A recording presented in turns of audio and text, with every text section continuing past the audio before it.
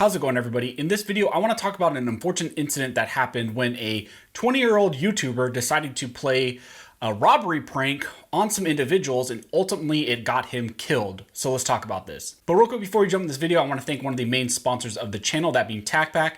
TacPack provides a subscription-based box that is geared towards firearms owners, gear guys. You can get things like knives, shirts, apparel, rifle stuff that's in that box, and you get it monthly through the subscription. They have a lot of really awesome things in there, and I'm always excited to get it every month. So if you're interested in taking a look at them, I'll put a link to them down in the detail section. And if you use the code ARMSCHOLAR, you get a free $40 grab bag. Also, I want to mention that we are rapidly approaching the 100,000 subscriber mark here on this channel. I cannot thank you guys enough for all the support you've shown me. And actually, I'd be interested, go ahead and drop in the comment section when you actually subscribe to this channel. How many subscribers was I at the time?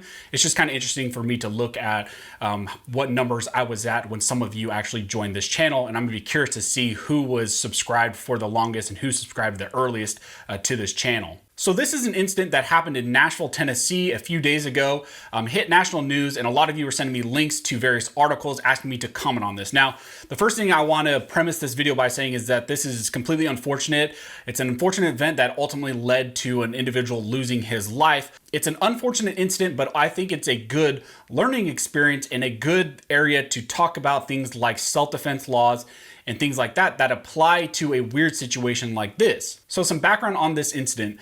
What happened was a 20-year-old Timothy Wilkes out of Nashville, Tennessee decided to do a YouTube prank where he ran up to a group of individuals outside this like trampoline area in the parking lot, decided to run up on these individuals, him and another individual carrying butcher knives or some sort of knives. Now, when they ran up on this group of individuals, unfortunately for Mr. Wilkes, one of these individuals had a firearm on him. And not knowing that this was a YouTube prank, not knowing, I guess, that maybe they were fake knives or that these individuals weren't actually going to rob them, this other individual who had the firearm on him decided to act in self-defense, and we'll talk about self-defense later, and shot Mr. Wilkes, which ultimately led to him dying. Again, this was something that was supposed to be a prank, but it was a prank robbery, and the individuals in the group that they were running up to weren't aware of this YouTube prank, didn't know that this wasn't real.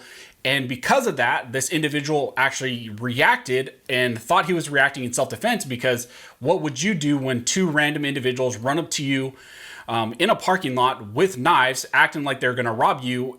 Wouldn't you just assume that, hey, this is a real instance, not a YouTube prank? Now, the immediate fallout of this incident is that the 23-year-old individual who shot and killed Mr. Wilkes, it doesn't seem like any charges are going to be pressed against him as of right now. He hasn't been arrested, but that doesn't mean something will develop later. But mainly the reason why I'm assuming he wasn't arrested is, one, because it's Nashville, Tennessee, and two, this seems like a clear situation where this 23-year-old individual wasn't aware that this was a YouTube prank and acted in self-defense. Now, I pulled some of the Tennessee laws relating to self-defense. Now, in no way am I a Tennessee legal expert, but I just pulled some codes for you guys, and I think they parallel quite a bit with California with some caveats. So the first one is Tennessee Code Section 39-17-1322, which says a person shall not be charged with or convicted of a violation under this part if the person possessed, displayed, or employed a handgun in justifiable self-defense or in justifiable defense of another during the commission of a crime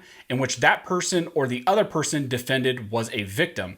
Essentially saying that if you acted and you deployed a firearm in self-defense of yourself or another individual and it's justified, it is a self-defense situation. Another Tennessee code section is section 39-11-611, which states a person who's in a place lawfully and who isn't engaged in an illegal activity has no duty to retreat before using or threatening to use force that is likely to cause serious bodily injury or death if the person reasonably believes there's an imminent danger of serious bodily injury or death, the danger is real or honestly believed to be real at the time, and the belief or danger is found upon reasonable grounds. So that is kind of your self-defense criteria in at least Tennessee in establishing when are you actually in fear and therefore you need to act in self-defense.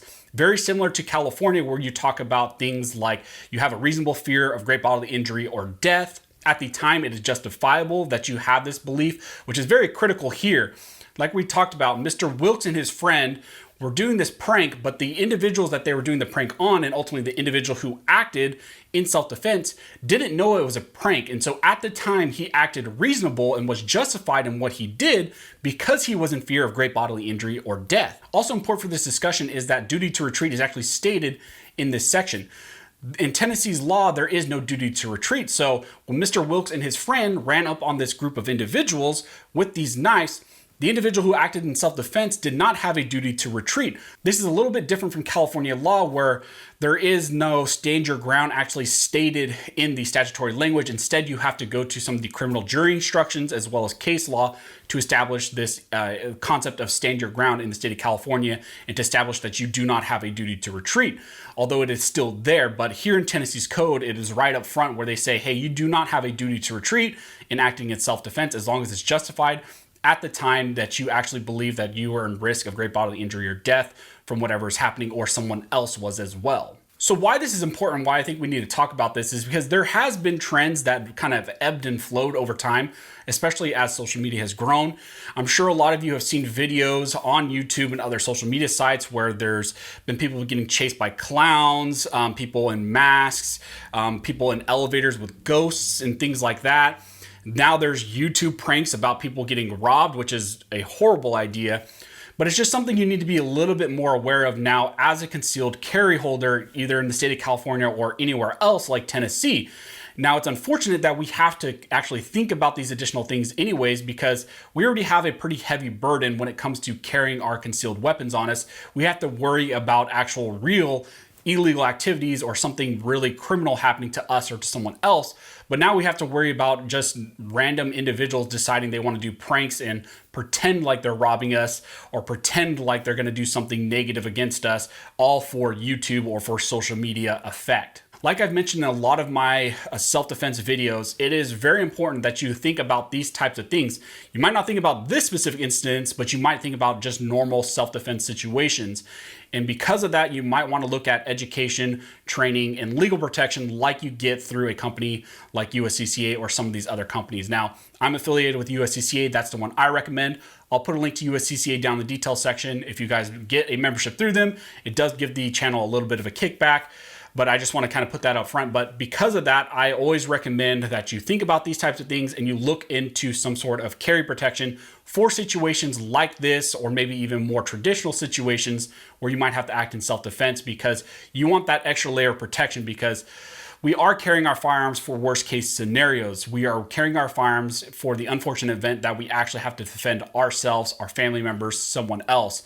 And because of that, you also need to be thinking long-term for the legal battles that come after the fact. Because take it from me, I've seen some of these criminal issues get dragged on really long, costs get really big, and a lot of people just cannot consume that type of cost to deal with these legal battles down the road. So hopefully we don't see a bigger trend come out of this, where we see more YouTube robbery pranks or more pranks that are related to criminal activity. It's a horrible idea. Maybe some people can get away with semi, like in between stuff, like with the clown incidences, with the ghost instances, where even you see YouTubers like Mr. Beast, where he robs a friend's dad in his house, steals all the stuff out of it. But that is a much more controlled situation. I'm sure he has a lot of infrastructure put in place to prevent something negative from happening. In those types of videos, he's removed all of the family, and also has like actual movers and stuff like that. So it just seems much more like not a real situation. And also with these like ghost and clown situations, it's a lot less real versus someone who's just saying, hey, I'm going to rob someone with knives, but it's going to be an act. So if you guys have any questions, go ahead and comment down below and I'll try to answer the best of my ability. Also, if you guys like this video and like support the channel, one of the best ways to do that is to like, comment, subscribe, and make sure you hit that notification bell, because that helps the channel analytics, helps us spread the word about the Second Amendment, also spread the word about things like this that are going on in the US. So as always, thanks guys for watching. Don't forget to like, subscribe, and never forget, this nation was built by armed scholars. This nation will be maintained by armed scholars.